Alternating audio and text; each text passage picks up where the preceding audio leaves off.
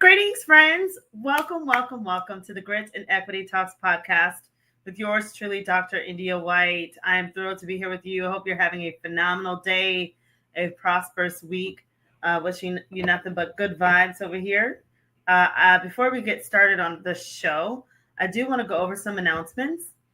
First things first, the Grit and Equity Talks podcast. It will be featured on the X Factor EDU network, which is hosted by Dr. Matthew Joseph. And you can actually find it on Spotify. You can also find the show on all of my main social media platforms and beyond. Speaking of social media platforms, my social media platforms are Facebook is Miss India White. LinkedIn is The India White. Twitter is Indy Speak and Teach. Instagram is Indy238. YouTube is India White123. And TikTok is Dr. India White. I want to also remind you of some upcoming events. I'm looking forward to everything going as planned. Thank you to those in FAMT for the opportunity to speak to you about grit. I'm looking forward to going to South Carolina to do a wonderful keynote there with you rock stars. Looking forward to seeing you all there. And we will have door prizes there as well. I will also be at the NABC conference. Can't wait to see you guys in Atlanta. And also this weekend on Sunday, we'll be at the Making Math Moments virtual conference. So looking forward to joining that platform as well. Thank you to those that are registering for the session. My session, I believe, is at 4:30 on Sunday. So I'm looking forward to seeing you guys there. That's Eastern Standard Time. So with that said, I also wanted to remind you of the Grassroots Mini Workshop on Grit. I also have the Grit Academy, which you can request tutoring services from there. And this podcast is if you're trying to close the achievement gap, but you're having classroom management issues, or your students just aren't motivated to do work, then you can join me and we'll talk about some things.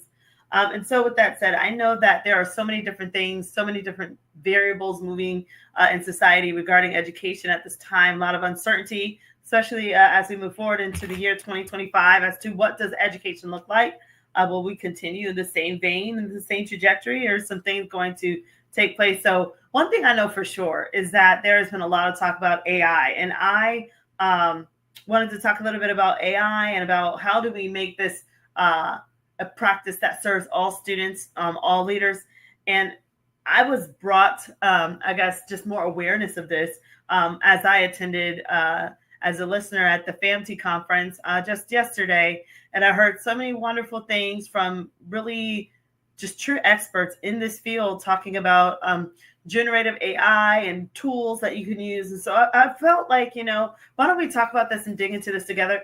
As educators, we hope that we could run from this, but I don't think we can. I think we have to embrace this and see how can we. And one speaker talked about how just different strategies as to how you can do that. So this podcast will be on the future of education, grit, equity, and innovation. And so I just think it's imperative that we have enough grit as we're serving all students as they are coming to us with all of this innovation and all of this fresh mental thought and being on the cutting edge of what really matters in our world today. So with that said, I do want to share a couple of things with you just regarding what I was able to find on AI in general, on education, on these trending things and these tools that you can use as well, whether you're teaching students in your planning lessons or if you're just trying to support students in the classroom with various digital assets.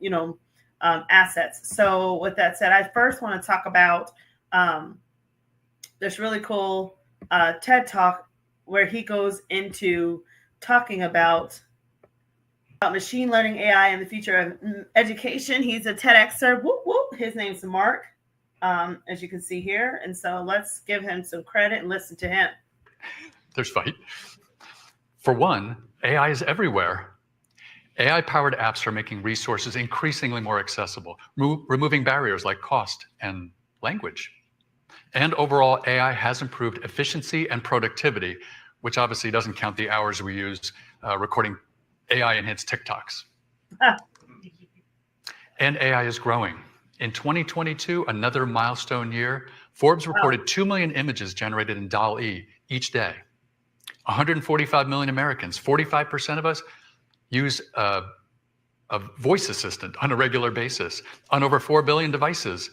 And the global AI market reached $140 billion, expected to grow by 20% per year. Okay, if that does not convince you, I don't know what else can. No one is just throwing $140 billion into the AI market in vain. So I think that everyone needs to kind of figure out how can they get in on this and contribute and benefit and help others benefit, whether it's students you're teaching or leaders you're teaching. So it's pretty clear AI technology is popular, it works, and it's making money, all of which means it's not going anywhere soon. So what's the problem? Well, we probably shouldn't ignore issues with privacy, intellectual property rights, accuracy, bias, even propaganda, and the difficulty of regulating these technologies. On top of these problems, as AI gets better at generating all kinds of output, educators and parents are concerned with issues of academic integrity. We're worrying it could cause students to miss important contexts, amplify prejudices and misconceptions, even bypass the learning process altogether. Wow. Now, I was there to experience when many in my profession feared how thesauruses, calculators, video, and spell check might ruin our students' abilities to read, write, and do math. Today, obviously, we find these in just about every classroom. In that spirit, some educators have discovered a third choice to flight or fight: adapt. They're making artificial intelligence their co-teacher by using it to brainstorm lessons, evaluate assignments, even serve as a 24/7 student help desk and fact checker. Did you guys hear that? So if you're a teacher, you can use it as a fact checker and a tool to help with students, to support. And I'll say this, especially in the realm of math, which, that's my area, one of my main areas of expertise, I guess. It's easy for students to, put a problem in. There's a couple of different software devices where they put the problem in and it does the work for them. And it's beautiful. And the student's not doing any work and they're just taking a picture of it. And then they're sending you what the AI machine, whatever, gave you, or the calculator, whatever. And sometimes it's like, it puts you in a pickle as an educator because you're like, I know they didn't do this, but I don't want to assign them a whole 0. So what do you do? And then I don't want to shame them necessarily, but you can have those sidebar conversations where you talk with the student and say, hey, show me a little bit more on this. Or you could swap out the problem, like swap out the numbers or the variables, and then have them show it to you, before the end of that class.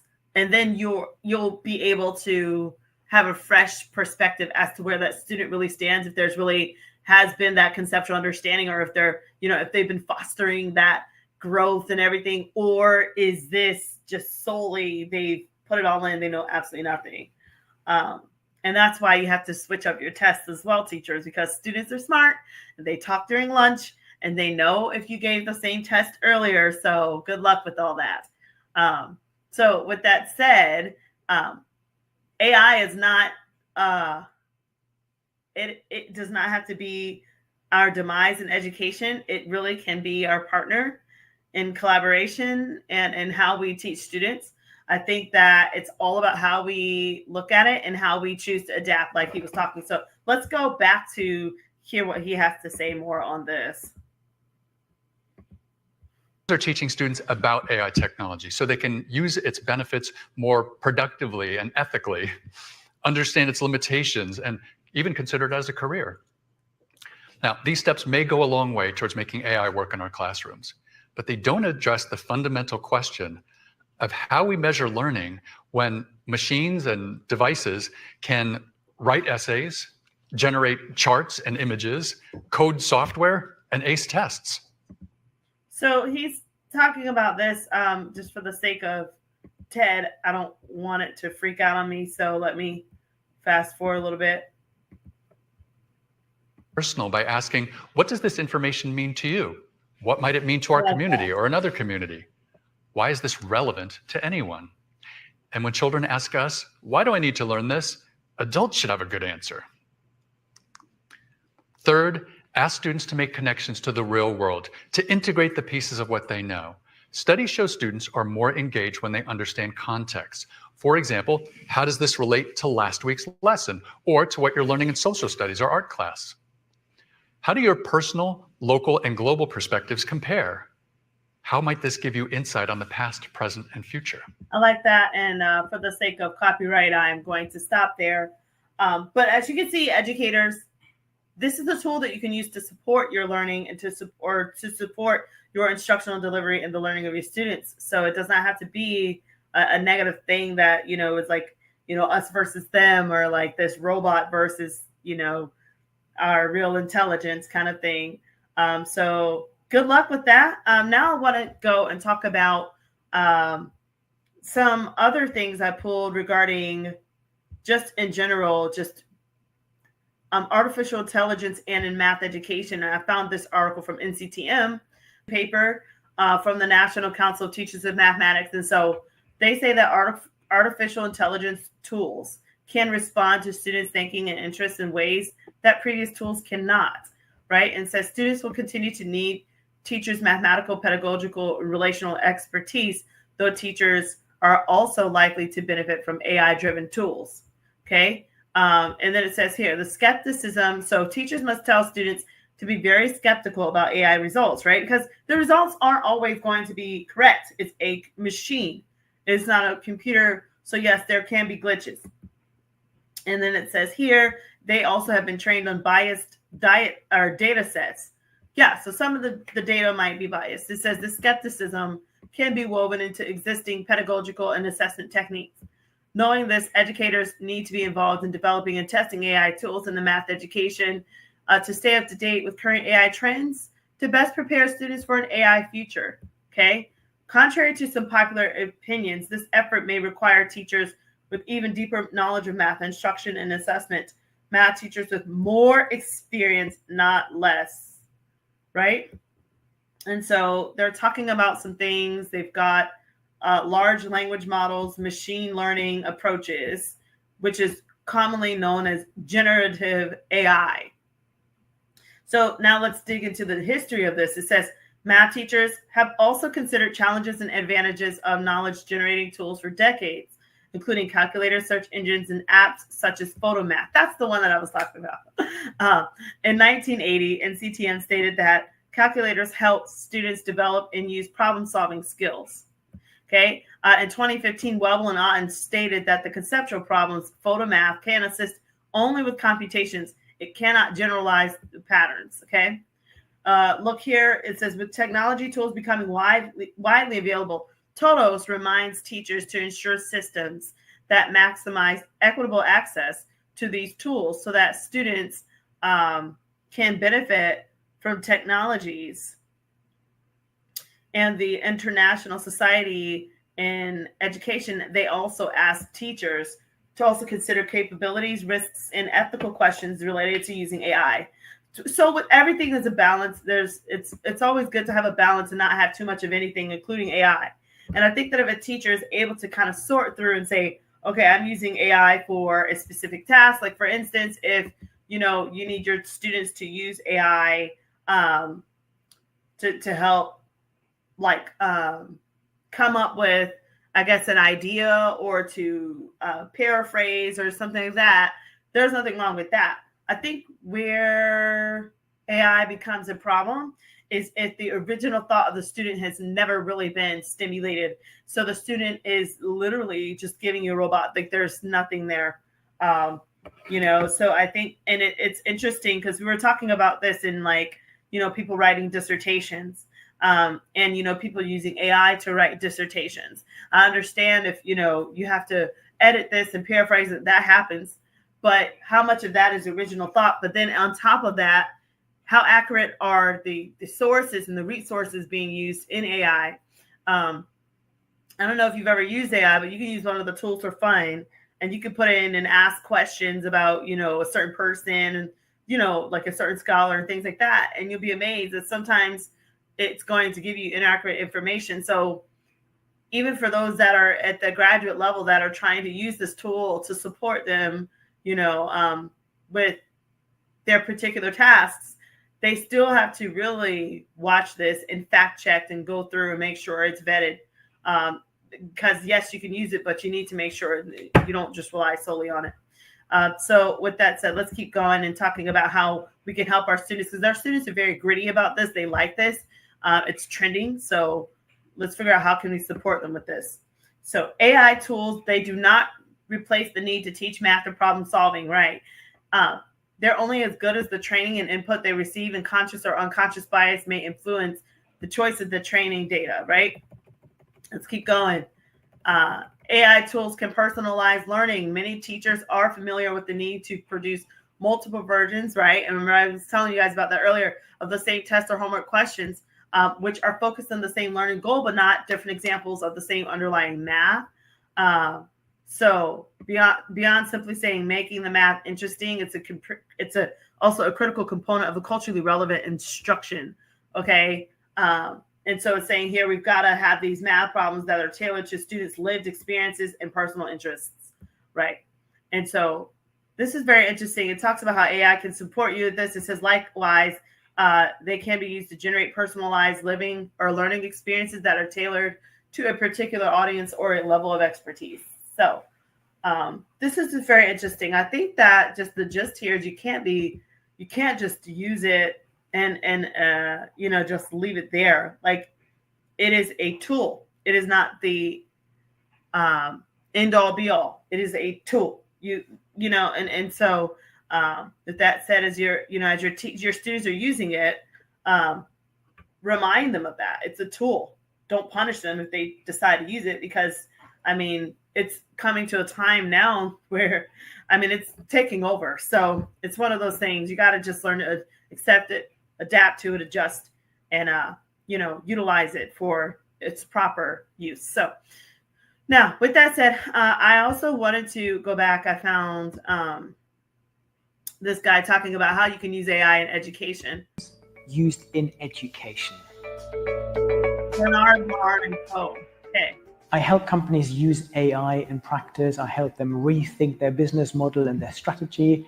And education is one of the areas where AI will make a massive impact. What is really important to understand is that AI is not a threat to teachers. It's not there to replace teachers, but it's there to deliver a better education to our children, to make this whole experience better for kids and for teachers. To some extent, AI helps us to rethink our whole education system and how it is delivered. I believe that we need a much more hybrid model where we basically get the best out of our artificially intelligent enabled systems and our teachers. So to you rock stars out there, I know you heard what he just said. It does not replace you as an educator. It does not replace it. It helps. It's like reminds me of when I was using supplemental math, digital, like math games and things like that, on top of the core instruction that I was doing, the direct instruction with the core curriculum. I didn't get rid of core curriculum because I also was using a supplemental and material on the side. I still utilized the core instruction or core curriculum, still did my differentiated instruction, but I also had time where I said, okay, guys, let's put that down. Let's go to the computer and let's use these digital resources to, get your mind going and, make it fun or whatever, or funner, right? So it's kind of the same thing. You see it as like a partner. It doesn't replace you. And if it does replace you, then that's another conversation for another day. Now, let's keep going and see what else this guy has to say to us. When the kids spend time in school with the teacher, they should be focusing on their creativity. They should be exploring things. They should discuss things and build their communication skills. They need to problem solve. So all of these things, I think, are vitally important. At the same time, we can bring in artificial intelligence to give us sometimes a more differentiated and more individualized learning experience. Because if you think about this, there are companies like Content Technologies and Carnegie Learning that are developing these platforms, these learning platforms that enable AI-driven learning, testing, and feedback that students will get.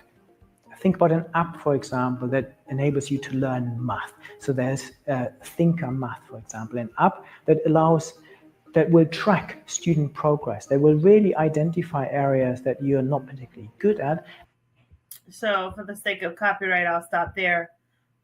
He was saying so much about just all the different type of digital apps and platforms, and we know of some of them, right? And so it's imperative that you find the ones that work for your students.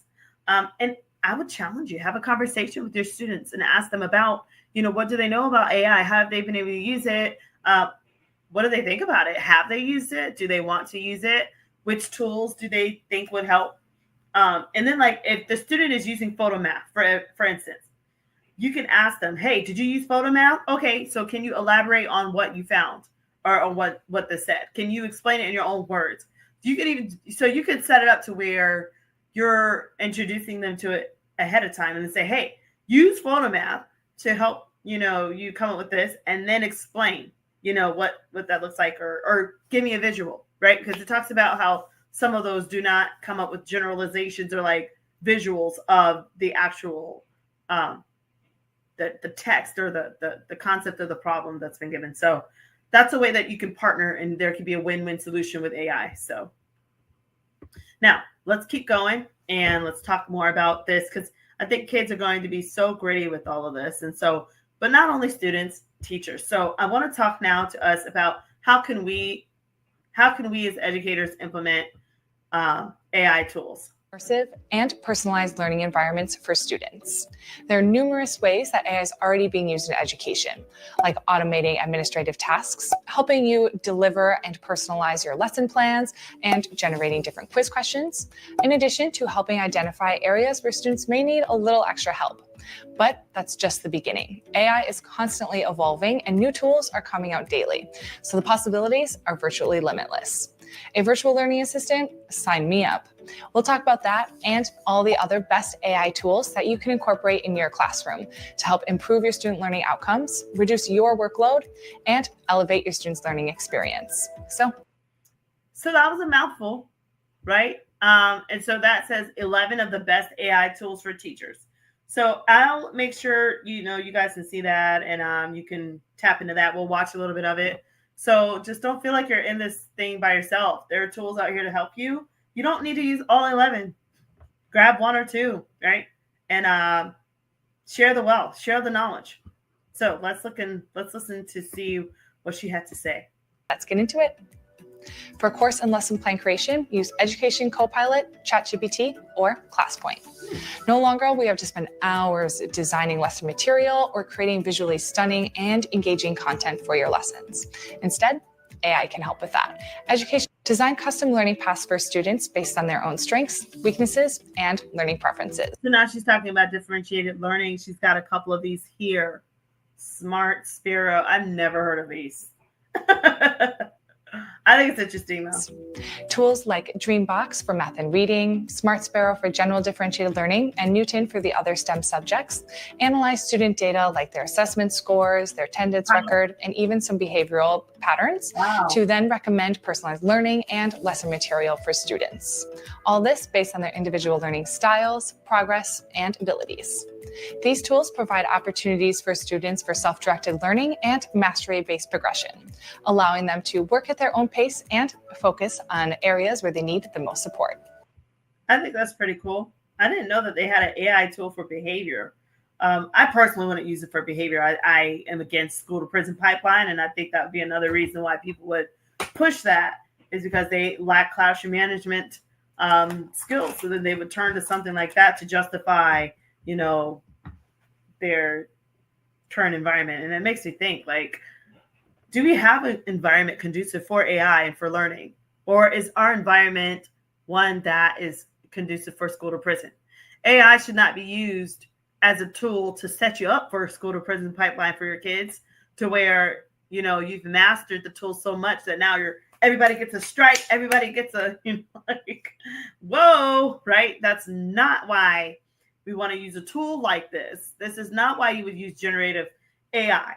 It's not to penalize and punish students, even though some of you might say, but yeah, I need evidence, or I need to be able to, I need to be able to track their progress and have an argument or a reason as to why the student is acting out of my class. And I just want to say there, if a student is really acting out and it's not a condition that has been prescribed by a doctor or something medically diagnosed, I think you got to get to know that student. And that's a whole nother conversation on building the equitable practices so that you can support your students in learning and actually get to know them and see them as people, and be willing to take down the barriers and, work beyond your qualms so that the student can be successful in your class. So again, AI should not be used as a tool to help reinforce the punitive measures of penalizing students. Believe me, we're doing a great job with the referral system. We're doing a fabulous job when you have about 2,000 students being arrested every day. So with that said, we don't need to jump that number to 3,000 students being arrested every day because we've mastered AI. We have to figure out a way to support students through restorative practices, building relationships, and PBIS models and other things to get to know our students. So with that said, let's go back to what she was saying about these tools. I just thought it was very interesting that, she even went there. Grading with AI, use GR.I.T. Now, there are a lot of concerns and hesitations about using AI grading tools for high stakes assignments and assessments and essays. So use it at your own risk, but it does have the potential to free up a lot of free time for teachers. Did you guys hear that? Oh my goodness. I wish I had that when I was in school. Gradescope. So you can grade tests, or not tests, but like work via Gradescope for students. And reduce grading bias. So a tool like Gradescope will allow you to set your criteria per question for the assignment or assessment that you're going to upload from your students. Wow. And then it will just go through and auto grade all of your student submissions for you. My goodness. Before releasing the grades back to students, you guys can easily review and adjust any of the grades. Oh my Lord. Goodness. Gradescope. Listen, y'all, that's an answer to prayer. I'm sorry. I've never heard of that. I'm finding this out along with you guys. Gradescope. That one is a winner. I think I'm going to end on that one. But, her link was in there. It's 11 AI tools for teachers. Gradescope. That one definitely won me over. Oh, my word. What can you do with that? If you had 150 assignments to grade and AI will do it for you, and all you have to do is just kind of look and, gauge and make sure it's right. And then you can have those conversations, those one-on-one with students, or you can do full class, whatever you want to do. But oh my word, what a tool. Gradescope. Check it out. So with that said, guys, listen, it's been fabulous here on the Grit and Equity Talks podcast with yours truly, Dr. India White. So with that said, I am super excited about just the direction of our future in education and how we could stay gritty and using these different tools to bring us all together and to keep that innovation flowing. So thank you for letting me share that with you. Now, as a reminder, this podcast will be featured on the X Factor EDU network with Dr. Matthew Joseph, and it will be found on Spotify. In addition to that, you can check out my website at www.india-white.com. Thank you to all of those with great energy that have supported this grit movement and everything we've been doing, everything I have been pushing out for all of these years. From the bottom of my heart, thank you. And thank you for checking out the website. Thank you to those that recently ordered grit workbooks as well. Thank you. Thank you. So go there. There are blogs I've been writing. I don't post everything because I don't want to totally overwhelm you with all of the great things that we're doing over here. But I do want you to know that these things are available to you. So feel free to check out the website for that. You can also schedule me for a speaking or coaching event. My Facebook is Miss India White. LinkedIn is the India White. Twitter is Indie Speak and Teach. Instagram is Indie238. YouTube is India White 123, and TikTok is Dr. India White. I'm looking forward to seeing you guys at some of these upcoming conferences. FAMT, thank you to all those of FAMT for the opportunity. Looking forward to South Carolina and NAPSI, and hopefully the storm that's in the ocean does not impact travel, because we know that Sarah is out there chilling and we don't have time for that. especially after all that we're still overcoming with the last Milton and everybody else. So hopefully everything will work out well, right? And so I also want to talk about the NABC conference. Looking forward to seeing you guys there. And then, of course, at the Making Math Moments virtual conference this weekend. Looking forward to seeing you all there. Please check out the Grit Mini Workshop when you get a chance. And also check out the online tutoring opportunities at the Grit Academy. Looking forward to supporting you guys however possible. And again, guys, this has been a fabulous episode on the Grit and Equity Talks podcast. Until next time, stay gritty. See ya.